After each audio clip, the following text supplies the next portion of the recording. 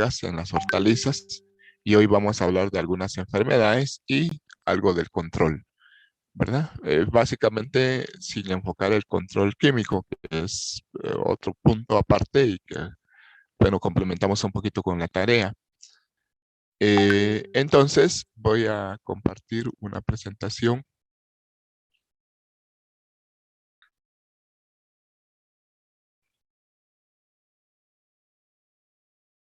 para poder enfocar, para que podamos enfocarnos en esta, en esta charla, en este tema. Dice las principales enfermedades en las hortalizas. Bueno, entonces, la vez pasada decíamos de que íbamos a referirnos a las plagas de las hortalizas como aquellos agentes que en su número causan daño o causan pérdidas en la producción, hablando del tema agrícola, pero nos vamos a enfocar en las plagas en los macroorganismos, es decir, insectos, arácnidos, otros elementos, sin considerar los microorganismos, que eso los íbamos a considerar dentro de las enfermedades. Entonces, las enfermedades, pues hay enfermedades causadas por agentes biológicos como bacterias, hongos, otros protozoarios y agentes, bueno, también eh, hay enfermedades causadas por virus que son, bueno, no está definido que sean agentes biológicos, pero por los virus y también enfermedades causadas por el clima o por problemas fisiológicos. Sin embargo, vamos a ver ahora las enfermedades causadas por algún agente biológico o algún virus, eh, básicamente por hongos, bacterias, virus específicamente. Entonces, empezamos con el dumping off. El dumping off o mal del tayuelo, se le conoce a veces en el campo, dumping off o mal del tayuelo, es una de las enfermedades que causan mayor daño en la etapa de semillero de la planta o también en las primeras etapas de su establecimiento, para las plantas que son en siembra directa en las primeras plantas de su desarrollo en el campo. Entonces el dumping off o mal del tayuelo es causado por un grupo de hongos, nosotros le llamamos un complejo de hongos, formado por de 3 a 5 hongos diferentes. Aquí los que más particularmente ocurren es el Pythium, el Fusarium y el Rhizotonia. Esos 3 hongos se unen y causan este daño conocido como mal del tayuelo. A veces se agregan otros hongos como Phytophthora y otros, ¿verdad? Pero estos son los 3 principales, Pythium, Fusarium y Rhizotonia. A veces el daño causado por el dumping off ocurre antes de la germinación o inmediatamente después de la germinación en el proceso de la emergencia. Lo que sucede es que o se pudre la semilla o en la etapa de plántula ocurre un anillamiento en la base del tallo, en el cuello del tallo, que generalmente pues termina con la muerte de la plantita, ¿verdad? Eh, entonces, eso hace que la plantita se caiga, ¿va? Que la plantita pues se pudra en la base del tallo y caiga y prácticamente muera. Eh, Esta es en imágenes causada por estos hongos, Pythium, Fusarium y Rhizotonia.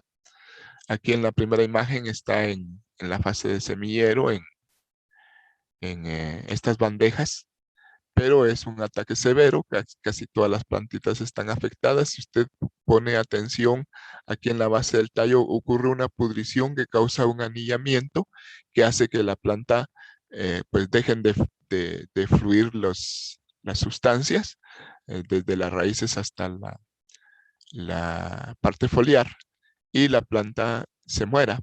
Aquí es un detalle en la segunda imagen, un detalle de la enfermedad, un acercamiento. Ahí está el hongo o el complejo de hongos produciendo este daño prácticamente entre la raíz y el tallo.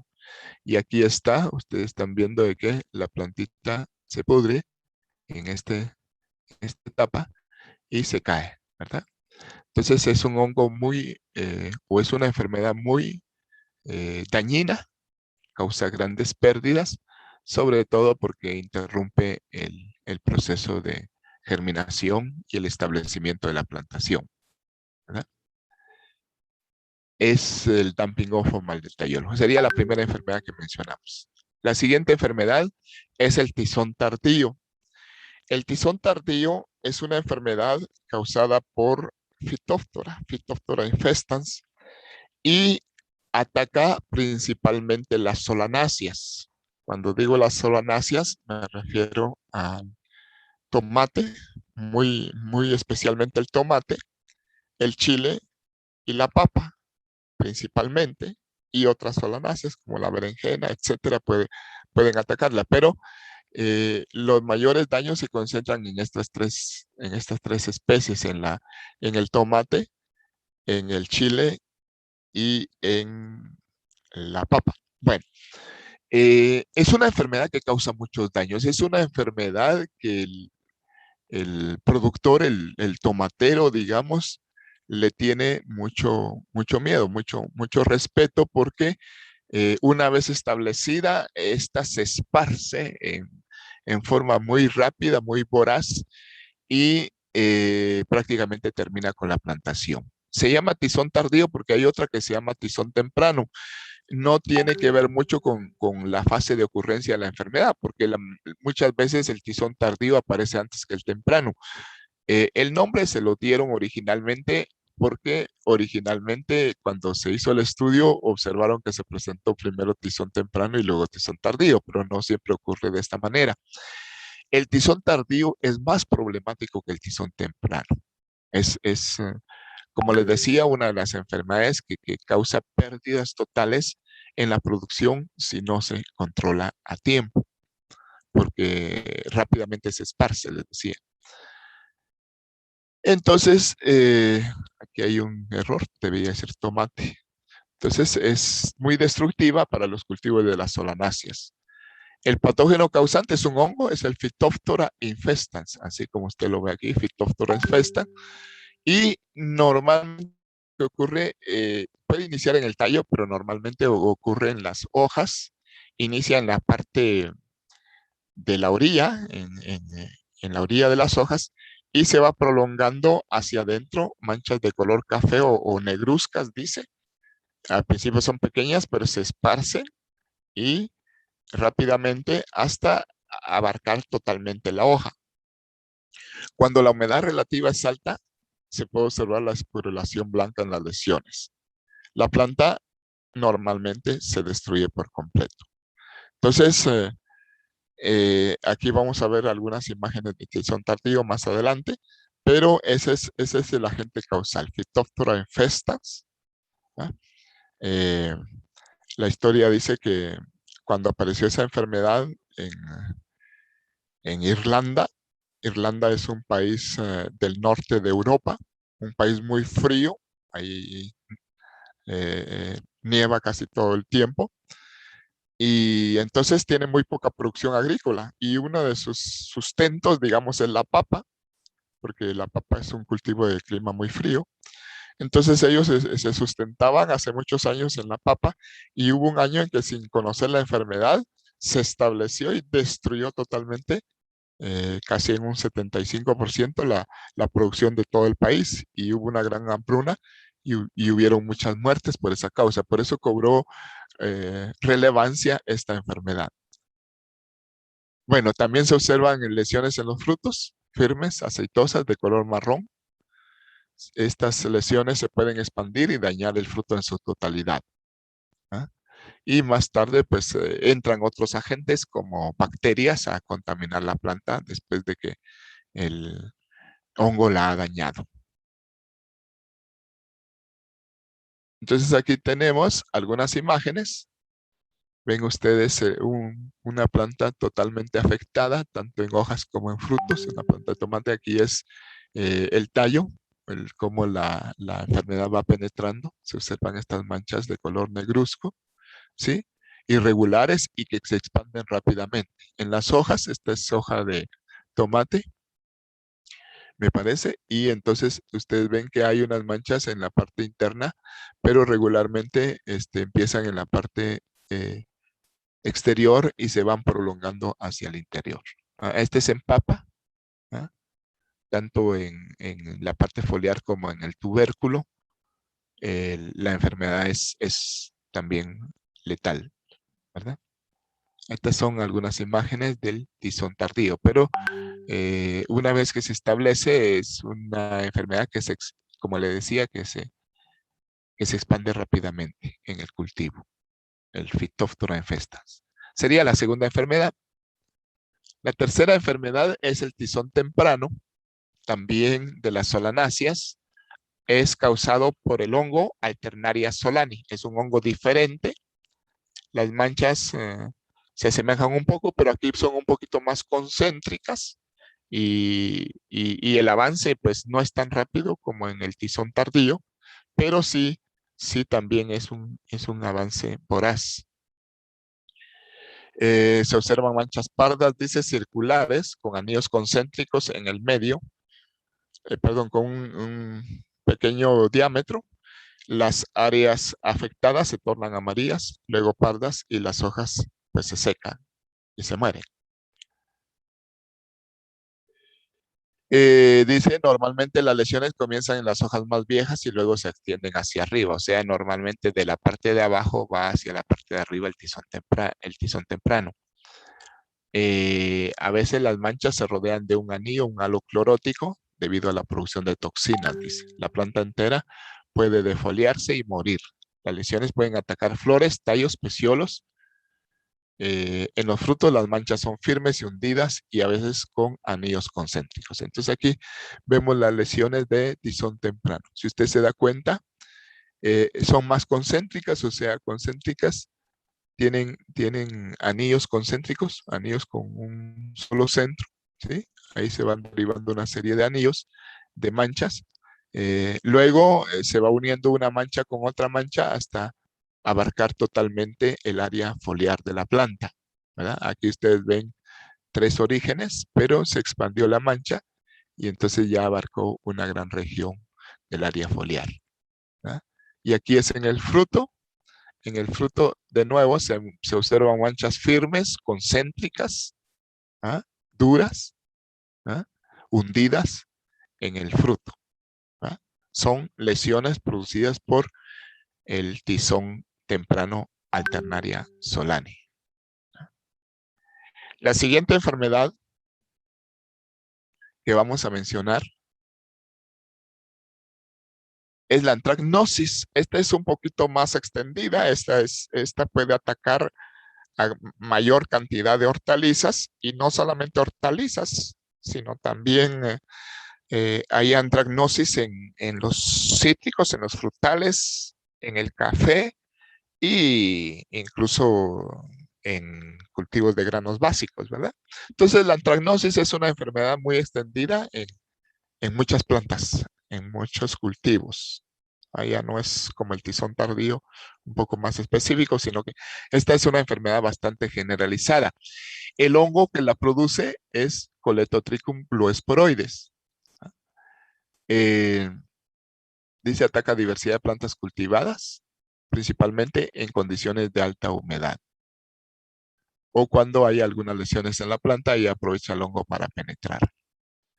Uno de los síntomas más destacados es la aparición de manchas de color marrón o café oscuro en las hojas, que se convierten en más oscuras a medida que pasa el tiempo. Puede incluso, dice, acabar en necrosis. Es decir, la antracnosis es susceptible de acabar provocando la muerte de los tejidos vegetales. Entonces, aquí son manchas un poquito más circulares, más localizadas, sin embargo, se dan en alta cantidad, o sea, no solo hay una manchita, sino que se expanden provocando, digamos, daños fisiológicos en la planta, así como necrosis en los cultivos, en los tejidos, ¿sí? Es Anthracnosis Colletotrichum gloesporoides. Ahí tienen ustedes algunas imágenes. Ya que no la podemos ver directamente en el campo, pues por lo menos la vemos ahí en fotografías. Aquí está una planta, no sé exactamente de qué, pero la hoja la observan ustedes aquí. Las manchas son más circulares, miren. eh, es un poquito parecido al tizón temprano, pero la antracnosis, básicamente las manchas no se expanden rápidamente abarcando todo el cultivo, sino que se quedan un poquito más estáticas, van creciendo, eso sí, pero en forma concéntrica sin perder su forma circular. Eh, Aquí es antracnosis en el fruto, ¿sí? Tanto en chile como en tomate.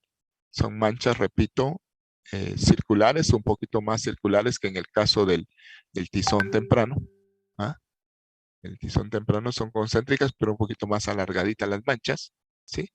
Y en algunos casos sí se parece el punto. Pero repito, la antracnosis no se expande así como de manera irregular, sino que lo que se hace es provocar otras manchas que van cubriendo la parte total del cultivo. ¿Va? Genera toxinas y además la muerte del tejido donde está el hongo. Es un hongo, Colletotrichum gloesporoides. ¿Va? Entonces, repito, ataca diversidad de cultivos. Bueno, entonces antes de hablar de la siguiente enfermedad, vamos a hacer un resumen de estas primeras 4 enfermedades que hemos mencionado. Entonces, vamos a empezar por Esaú Gómez. Esaú Gómez, seleccione una de las 4 enfermedades que mencionamos y hágame un resumen de lo que usted entendió o lo que usted sabe sobre esa enfermedad.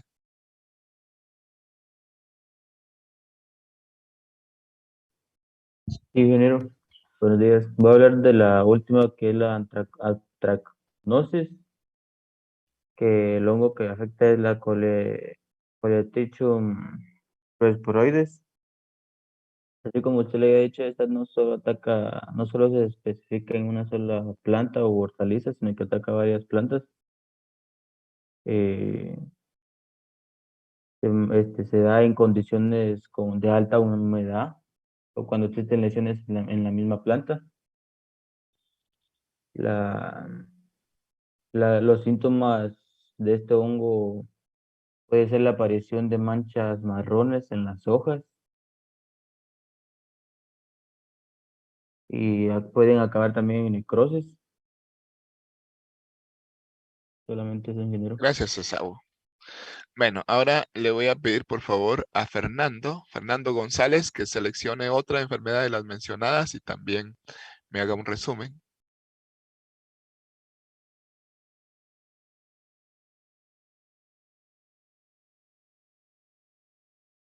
Adelante.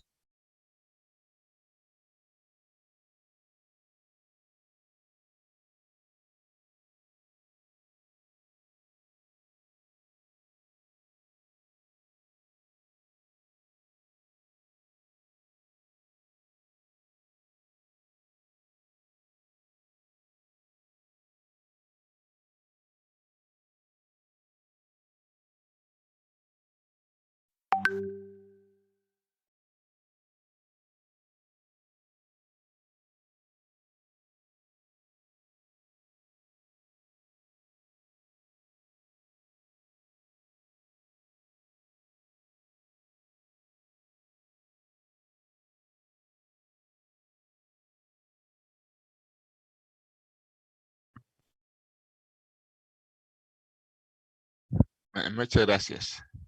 Ahora le voy a pedir a García, García Concogua, que seleccione de las 2 que quedan otra y me haga un resumen, por favor.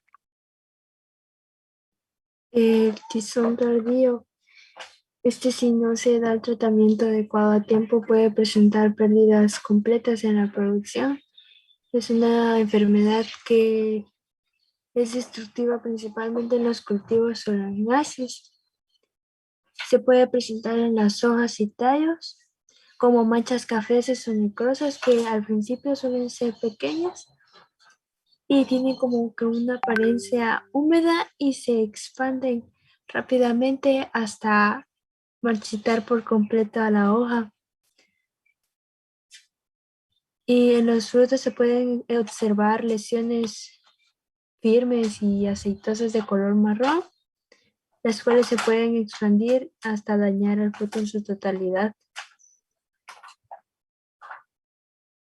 Muchas gracias. La enfermedad es causada por Phytophthora, dijimos, ¿verdad? Phytophthora infestans es el tizón eh, tardío. Y bueno, vamos a continuar. De lo que no se habló fue el del dumping off, ¿verdad? Que es el mal del tayuelo, que es provocado por un complejo de hongos, Pythium fusarium y Rhizotonia principalmente, ¿verdad? Entonces vamos a continuar mencionando otras enfermedades. ¿Ah? El virus mosaico del tomate es otra enfermedad también muy delicada, muy importante para los tomateros, para los agricultores o productores de tomate. El virus, pues una vez establecido en la planta no se puede curar, ¿verdad? La planta ya depende de la etapa en la que el virus ataque ya no se recupera, sino que más bien si es un ataque localizado, el asunto sería eliminar la planta enferma para que no contamine a otras plantas. Recuerden ustedes que los virus en estos cultivos generalmente son transmitidos por vectores, como la mosca blanca, los áfidos y otros vectores.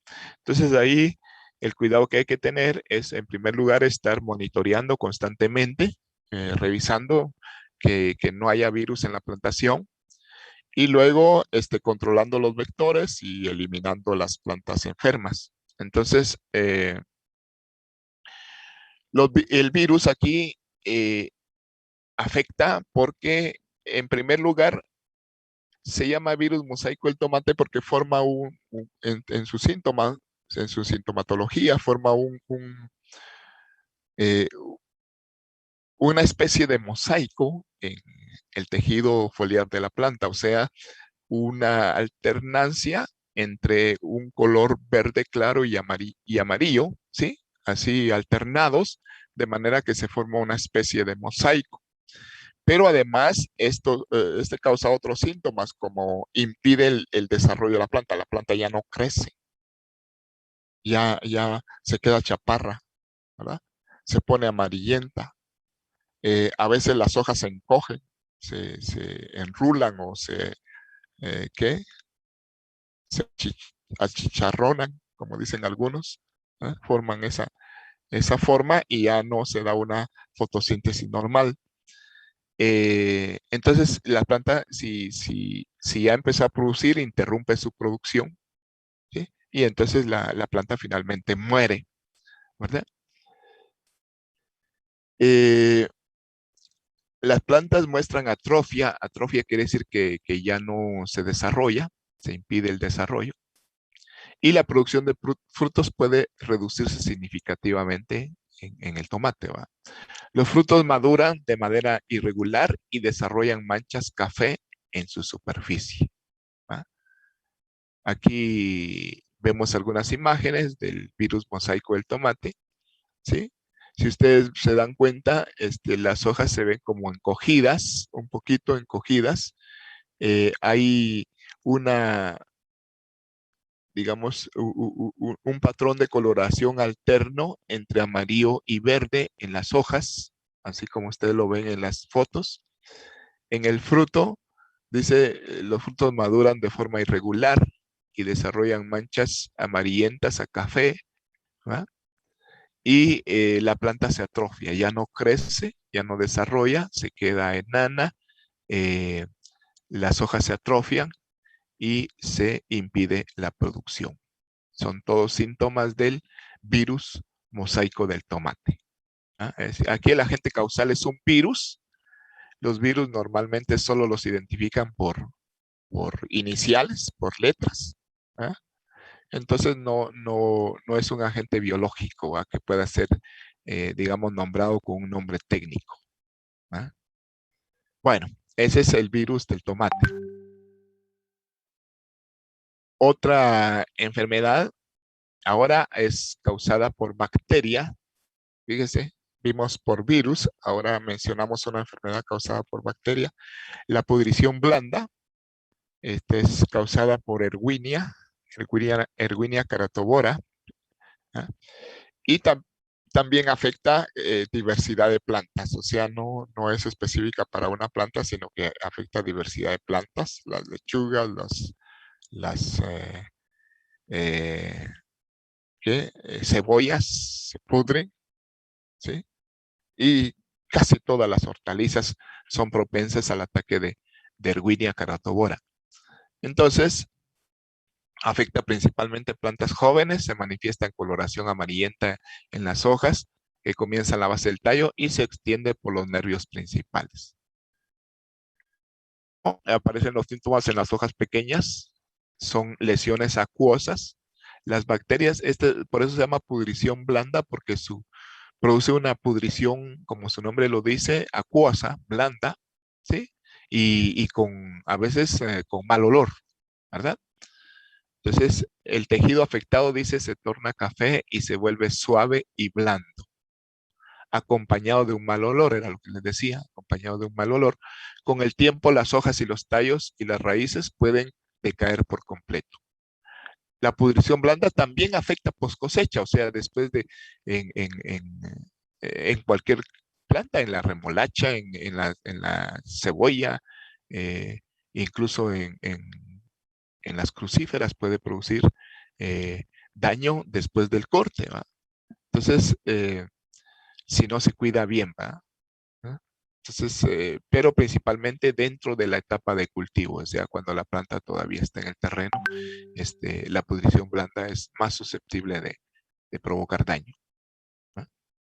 Erwinia carotovora, y ahí vemos algunas imágenes. Este es en tomate, si ustedes se dan cuenta, si ustedes ven bien, la pudrición es acuosa, es así suave, ¿sí? El fruto se pudre totalmente. Este es en lechuga, me parece. En la base de la planta se observa este daño. Y también en lechuga, me parece, este es en chile, pudre los frutos totalmente, ¿va? Y si uno puede percibir el olor, es un olor desagradable. Erwinia carotovora es una bacteria. Bien, la siguiente enfermedad que mencionamos es el mildiu. Este es otra vez un hongo. El mildiu, Sphaerotheca, hay varios hongos que pueden producir esta enfermedad. Aquí estamos mencionando dos géneros, Sphaerotheca y Ericife. Sphaerotheca y Ericife son dos hongos que provocan mildiu en las plantas. Afectan también diversidad de plantas, el pepino, las solanáceas, pero lo que se observa aquí, el síntoma característico es en la parte del en vez de las hojas, es un polvo, bueno, no es polvo, es como polvo de color blanquecino que se desarrolla esos son los micelios que provocan la diseminación del hongo, ¿sí? Entonces, dice, aparece como un polvo blanco en los tallos y en las hojas de las plantas.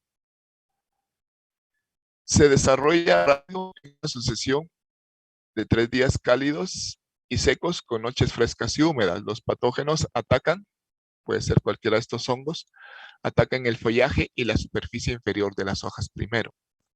En las zonas infestadas aparecen pequeñas manchas de finas masas filamentosas blancas de micelio. Estas se expanden y terminan por envolver toda la superficie de la hoja o del follaje con un hongo blanco polvoriento.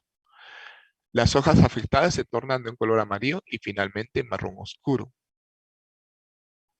Mueren temprano, lo que afecta el desarrollo del fruto. Entonces aquí ustedes ven una cucurbitácea, podría ser, no sé, tal vez huicoy, no sé, pero es una cucurbitácea. En la parte superior se ven manchas como amarillentas, ¿verdad? Pero si usted le da vuelta a la hoja, en la parte inferior ya aparece la acumulación del micelio del hongo. Repito, una especie como de polvo blanco o blanquecino que se expande y lo que pasa es que esta enfermedad debilita la planta. La planta se torna débil, ya no produce en la misma cantidad o en la misma calidad y se afecta también la calidad de la cosecha, ¿verdad? Entonces, por eso es otra de las enfermedades de importancia económica. El mildiu se va a cortar en un minuto, pero estamos pendientes de volvernos a conectar. Entonces, repito, bien, estamos ya de vuelta, entonces me parece que ya estamos la mayoría. Estábamos hablando del mildiu, que es una enfermedad que afecta a gran cantidad de hortalizas, repito, se caracteriza por formar una especie de polvo blanquecino y pues impide la fotosíntesis de las plantas y además genera toxinas dentro de su fisiología. Y entonces debilita la planta y la planta pues ya no produce de la misma manera. Normalmente cuando este hongo se propaga fácilmente, ¿verdad? Puede ser esfaeroteca o puede ser ericife. Bueno, vamos antes de hablar un poquito del control, vamos a hacer un resumen de estas cuántas enfermedades vimos en la segunda parte. Vimos la del virus mosaico del tomate. Vimos la Erwinia carotovora. ¿Ah? Vimos el mildew. ¿Ah?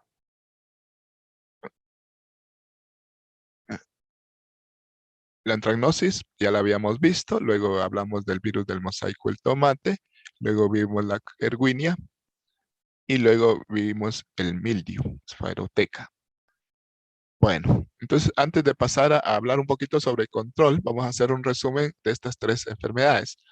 Entonces, le voy a preguntar a Helen Gutiérrez, que seleccione una de las tres y me haga un resumen, por favor.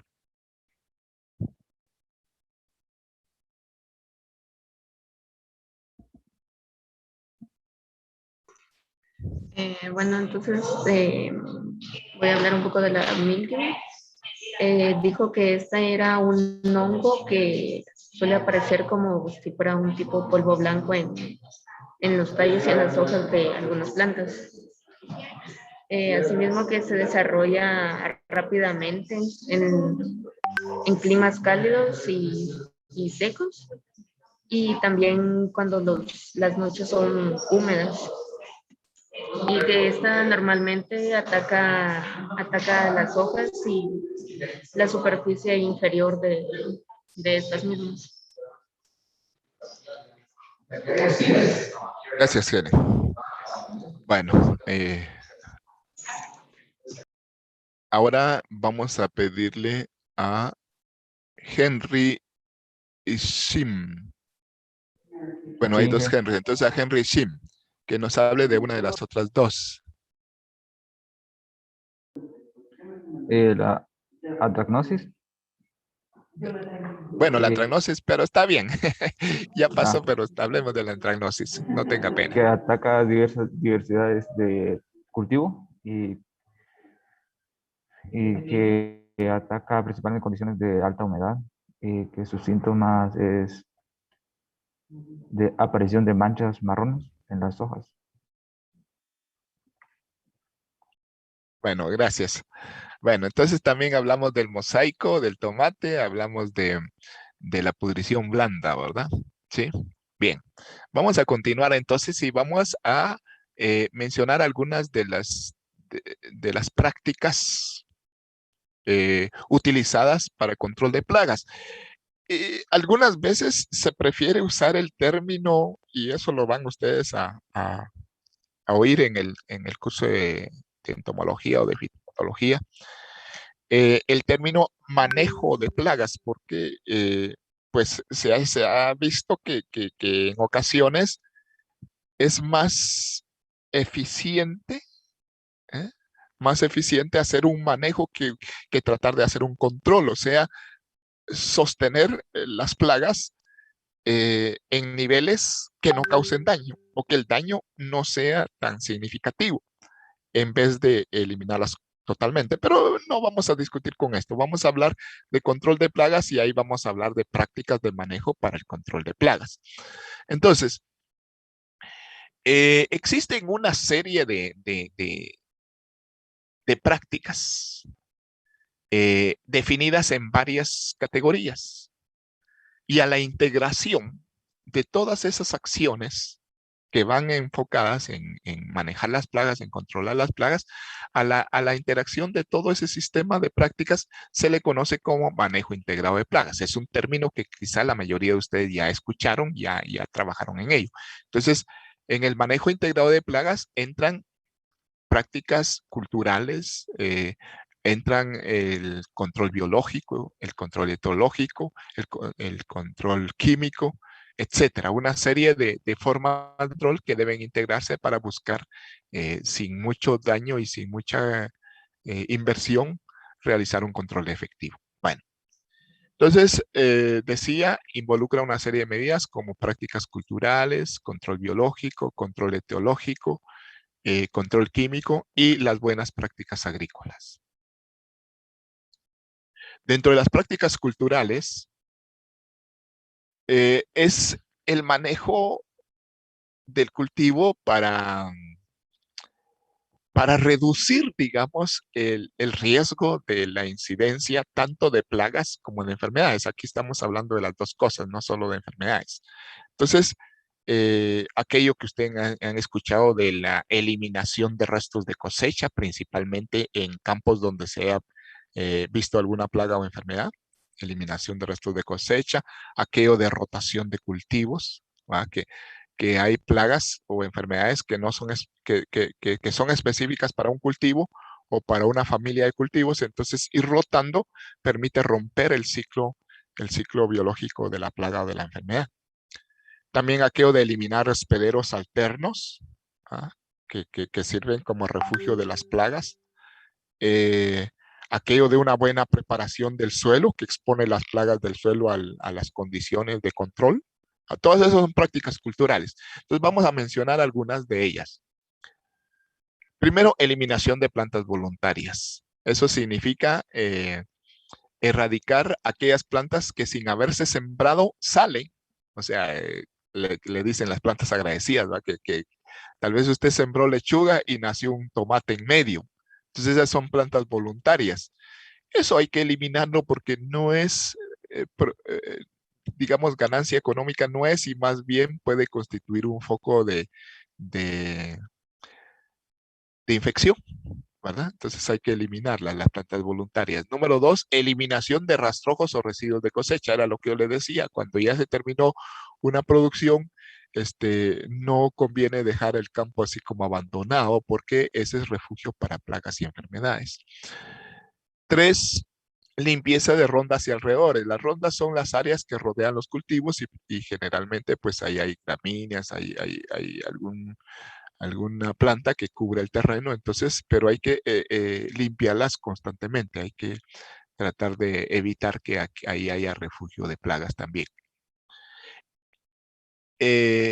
4, eliminación de plantas afectadas y hospederos. Ya le decía, en el caso de virus, por ejemplo, una planta afectada hay que eliminarla, ¿ah? Porque esa ya no va a producir y solamente es foco para continuar la diseminación. 5, destrucción de frutos dañados y caídos. ¿Se recuerda cuando hablábamos del picudo del Chile, el Antonomus eugenii, que bota los frutos. Entonces los frutos, los chiles están ahí caídos y si no se recogen, pues el adulto emerge de esos frutos y va a colonizar nuevas plantas. ¿Ah? Y eso sucede con varias plagas y enfermedades también. La buena preparación previa las buenas prácticas de preparación del suelo y todo esto son esenciales, ¿ah? Porque exponen aquellos insectos o plagas que estén refugiados dentro del suelo. La rotación de cultivos, eso significa que usted va a sembrar no todo el tiempo el mismo cultivo o la misma familia de cultivos en una misma área, porque eso permite una secuencia indefinida de los ciclos para la plaga o la enfermedad. Entonces hay que rotarlos. Abonos verdes y cultivos de cobertura. Eso lo que hace es, en primer lugar, pues fortalecer la fertilidad del suelo y por ende digamos, la planta, la salud de la planta. Fertilización y riego adecuado. La fertilización debe ser dosificada, ya le decía la vez pasada, lo mejor es hacer un análisis de suelo para conocer las condiciones reales y poder aportar los nutrientes que hagan falta. Una sobredosificación puede provocar también que haya sobreabundancia de tejido foliar y algunas enfermedades pues aprovechen este nicho para poder desarrollarse. Cultivos trampa, en algunos casos se ponen, digamos, una pequeña área con un cultivo, con una planta, para atrapar ahí las plagas y poder destruirlas en forma focalizada. Barreras físicas como gramíneas que interrumpan, digamos, la conexión entre dos áreas cultivadas. Túneles de plástico, así como cualquier estructura de protección, como los invernaderos, casamaya, los túneles de plástico lo que hacen es aislar la plantación, evitando en gran manera el ingreso de plagas del exterior o enfermedades. Cobertura plástica del suelo, así como usted lo ve en esta imagen. Eso también, además de mantener condiciones de humedad, hace que sea difícil para los insectos del suelo poder reproducirse, ¿verdad? Y otras formas de protección, como la casamaya, le decía, y los invernaderos. ¿Ah? Ahí hemos 2, 4, 6, como 12 prácticas culturales hemos mencionado, ¿verdad? Luego, otra forma de control es el control biológico. Aquí sería utilizando agentes biológicos como bacterias, hongos o incluso insectos para controlar algunas otras plagas. Pero antes de esto, le voy a pedir a Jaime Gaitán que me explique unas 3 prácticas culturales de las que ya hemos mencionado. Por favor, Jaime.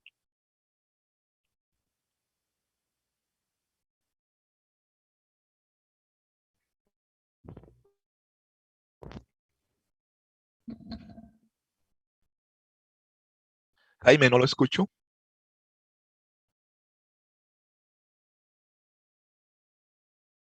Gaitán, ni en el chat, ni en el micrófono.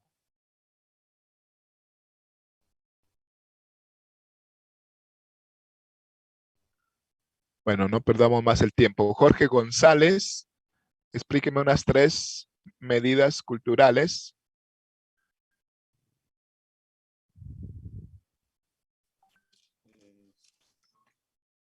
Está la rotación de cultivos.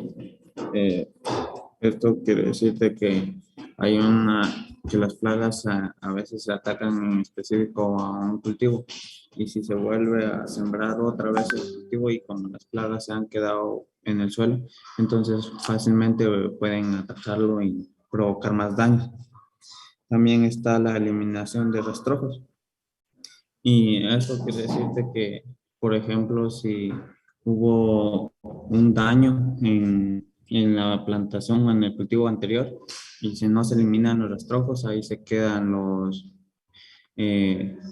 las plagas o las bacterias.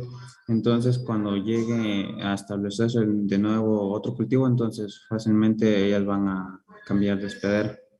Y también está la limpieza de rondas y alrededores. Esto quiere decir de que puede que haya eh, algunos insectos en las plantas agradecidas y que como hay que se trasladen ahí y cuando se llega a establecer cultivo fácilmente van a mudar al cultivo.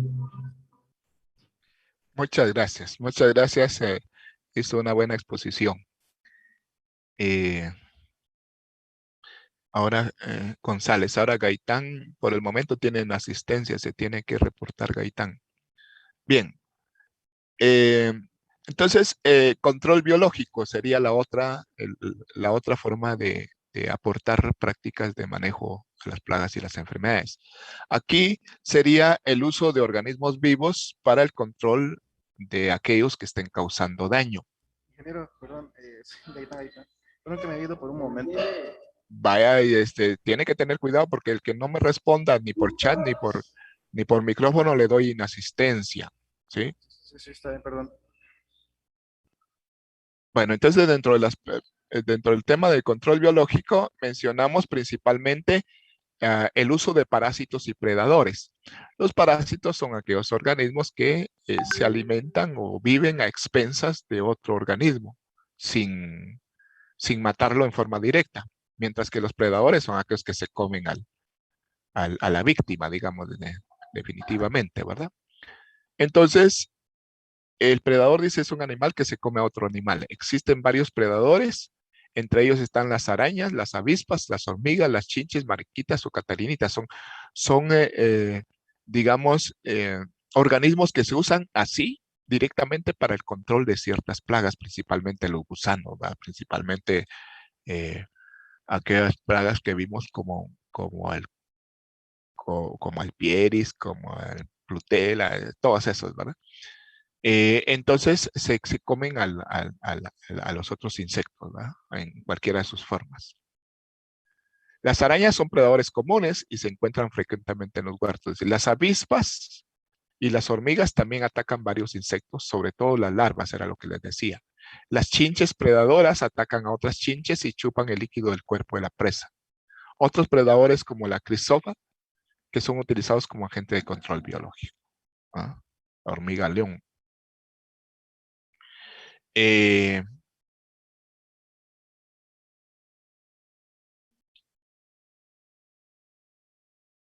Bueno, recibí el mensaje de Alejandra. Bien, entonces, por otro lado, los parásitos son organismos que entran, bueno, hay algunos que entran en el cuerpo del otro organismo. Esos son endoparásitos y otros que desde afuera los atacan. Esos son los ectoparásitos. Entonces, hay endoparásitos y ectoparásitos. Y se alimentan del hospedero, o sea, del huésped, ¿no? Y al final de cuentas, pues, influyen en su desarrollo o en su reproducción, ¿verdad? Entonces, aquí vemos mucho avispitas de la familia Braconidae, son muy usadas para parasitar homópteros, para parasitar pulgones y mosca blanca. También otras especies de la familia Braconidae también se usan para parasitar larvas, ¿no? Estos no son larvas porque estos son insectos de metamorfosis incompleta, pero hay otros que se utilizan para parasitar larvas, ¿verdad? Ahora, los microorganismos que causan enfermedad se llaman entomopatógenos. Es decir, los entomopatógenos pueden ser hongos, bacterias o virus. El género Bauberia, por ejemplo, es un hongo muy conocido para control de ciertas especies como la chincha, ¿va? Bacillus thuringiensis también es una bacteria muy utilizada. Entonces, tenemos ejemplos, Braconidae, las avispitas Braconidae, tenemos el hongo Bauberia, tenemos la bacteria Bacillus thuringiensis. Esa Esa bacteria en el siglo pasado, en el siglo XX, fue una de las bacterias que inició con la que iniciaron el tema de control usando microorganismos, el tema de control de insectos usando microorganismos, cuando empezó a generarse ese tema del manejo integrado de las plagas. Entonces, esa bacteria pues causa enfermedad y la muerte de los insectos, ¿verdad? De esas plagas. Entonces, ese es control biológico. Aquí tenemos, mire, una avispita parasitando a un pulgón. ¿Va? Aquí está una chinche alimentándose de una larva, ¿sí? De una larva de plaga. Aquí está una catarinita, pero estas son las catarinitas buenas, digamos. Estas catarinitas se alimentan de pulgones, se alimentan de mosca blanca y se alimentan de larvas. ¿Va? Entonces realizan un control. Aquí está una chinche, me parece que es, atacada por hongo. Aquí ya totalmente muerta, colonizada. El hongo la colonizó totalmente. Y ahí está una crisopa. Las crisopas se alimentan de pulgones y de otras plagas. ¿Ah? Entonces son formas específicas de control biológico. El control etológico es la siguiente práctica que vamos a mencionar.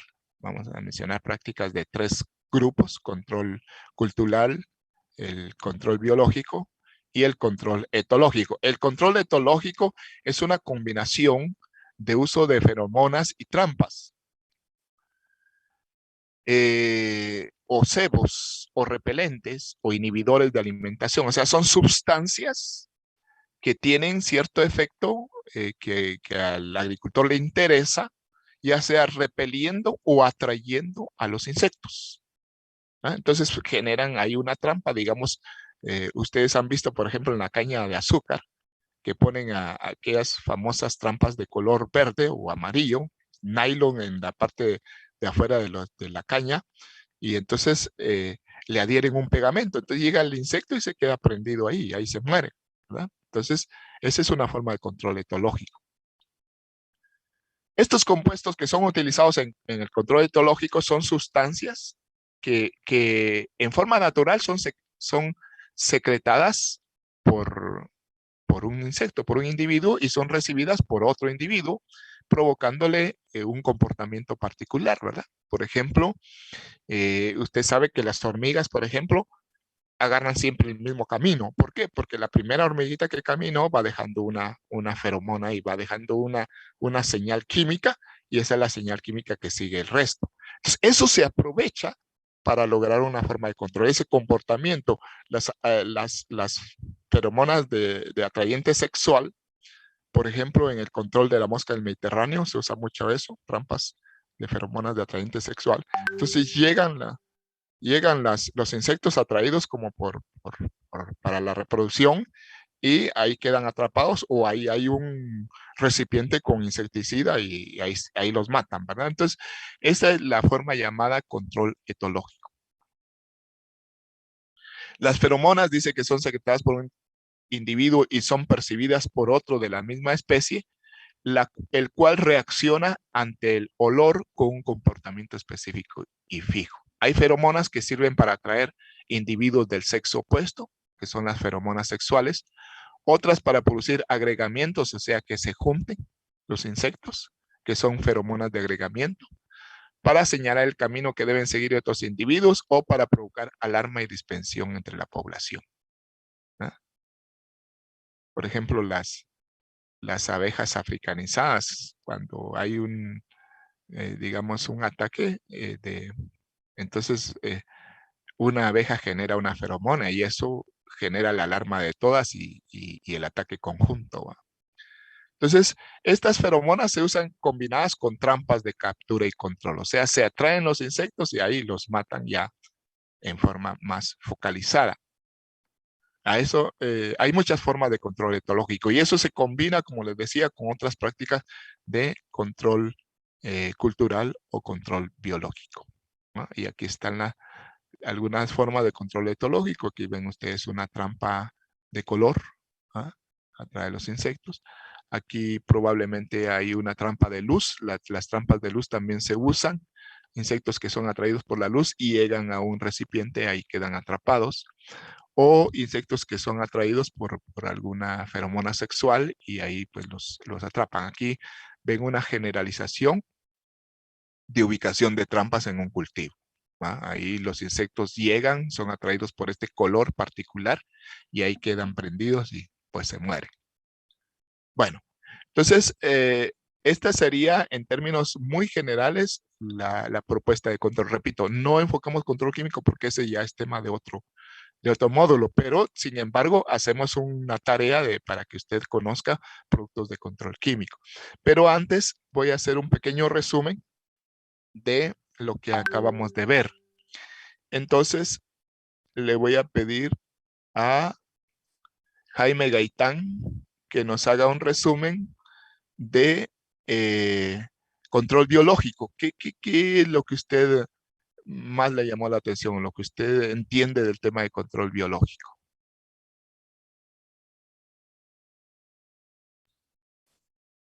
El control biológico es más, no más efectivo que los químicos, pero sí más amigable contra... Oh, espere, ¿está hablando de control usando organismos o control de plagas? Control biológico en el tema que estamos desarrollando.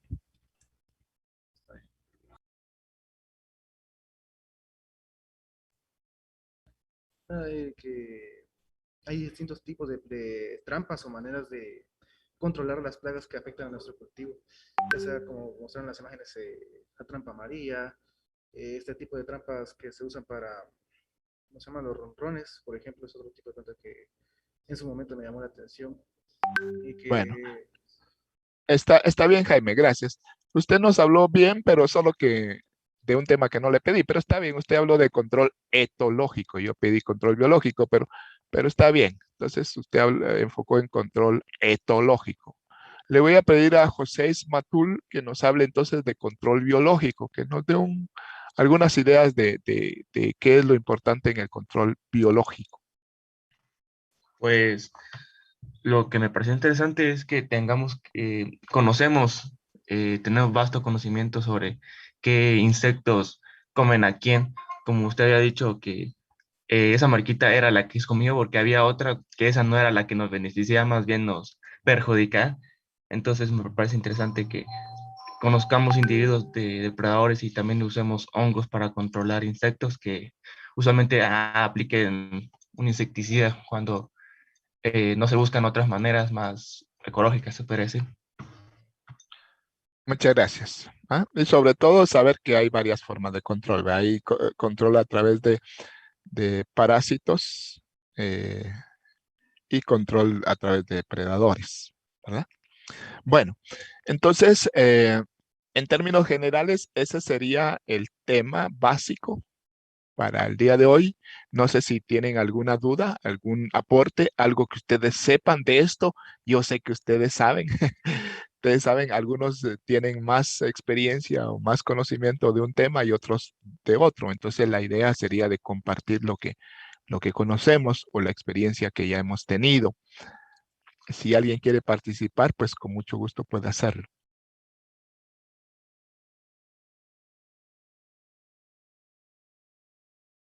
Bueno, si no, entonces complementamos la información de que hemos hablado hoy con esta tarea, una tarea corta que idealmente usted debe cubrir en el resto de la mañana para poder hacerlo dentro del periodo del módulo y no abarcar otros periodos adicionales.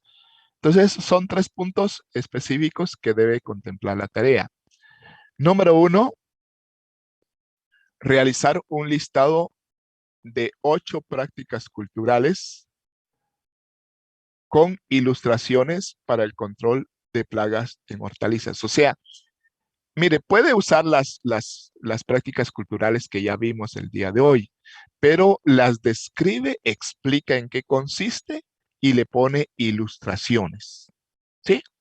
8 prácticas culturales, o sea, más explicadas, pues, como le decía, puede tomar incluso las que hemos visto el día de hoy, pero un poquito más desarrolladas y con sus ilustraciones correspondientes.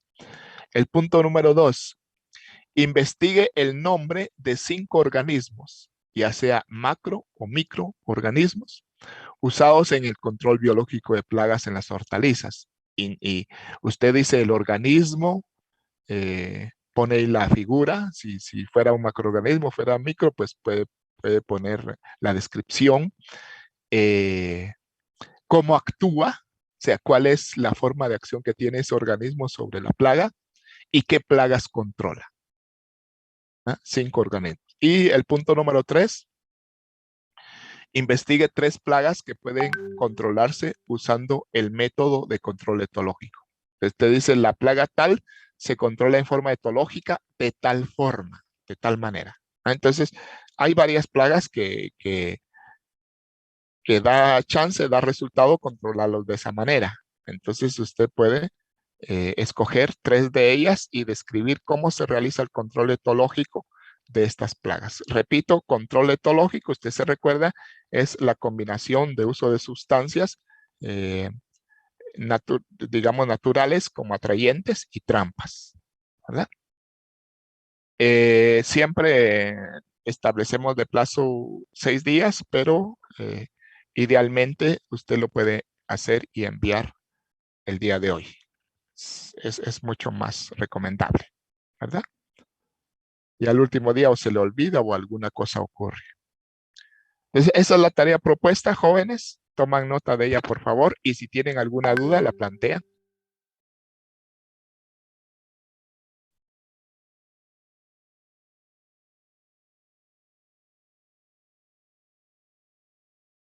No importa, no, ingeniero, gracias. Bueno, entonces toman nota. La pueden hacer en un PowerPoint, la pueden hacer en un Word o la pueden hacer en un PDF, ¿verdad? Y si no tienen más duda, pues esto sería todo por hoy. Y cualquier duda, estamos siempre pendientes del chat. Y por hoy les deseo que pasen feliz día, completen su tarea y nos vemos la siguiente. Feliz día, ingeniero, gracias. Que tenga buen día. Feliz día, ingeniero. Para todos. Ok, ingeniero.